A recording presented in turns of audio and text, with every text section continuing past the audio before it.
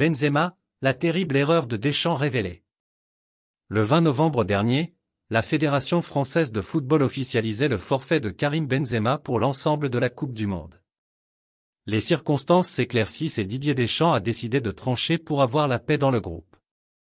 Présent avec le groupe lors des premiers jours au Qatar pour préparer le match contre l'Australie, Karim Benzema a finalement déclaré forfait pour la Coupe du Monde en raison d'une nouvelle blessure musculaire.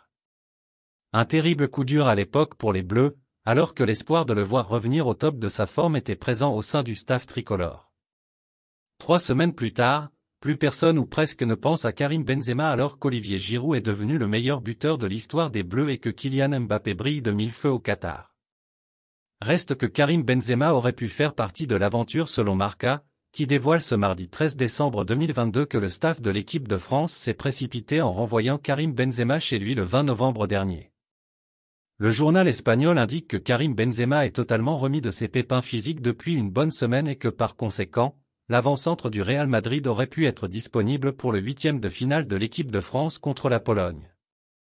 Didier Deschamps, qui déteste s'encombrer de feuilletons en pleine compétition internationale avec des joueurs blessés ou sur le retour, n'a pas fait dans la demi-mesure en renvoyant Karim Benzema chez lui, sans même estimer qu'un retour du « Nueve » pour la phase à élimination directe aurait pu être bénéfique à l'équipe de France.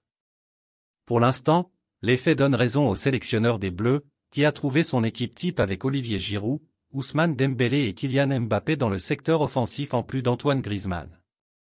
Les révélations fracassantes de Marca, qui confirment que Karim Benzema a repris l'entraînement sans aucun souci avec ses coéquipiers au Real Madrid il y a 3 jours, risquent néanmoins de faire beaucoup de bruit en France, où de nombreux supporters étaient dévastés après le forfait de KB9 pour la Coupe du Monde. Le forfait de Karim Benzema, acté trop rapidement par le staff médical de la France, arrangeait peut-être finalement dans un sens Didier Deschamps, lequel n'avait pas vraiment trouvé l'équilibre dans son groupe en 2021 lors de l'Euro avec le retour du buteur madrilène.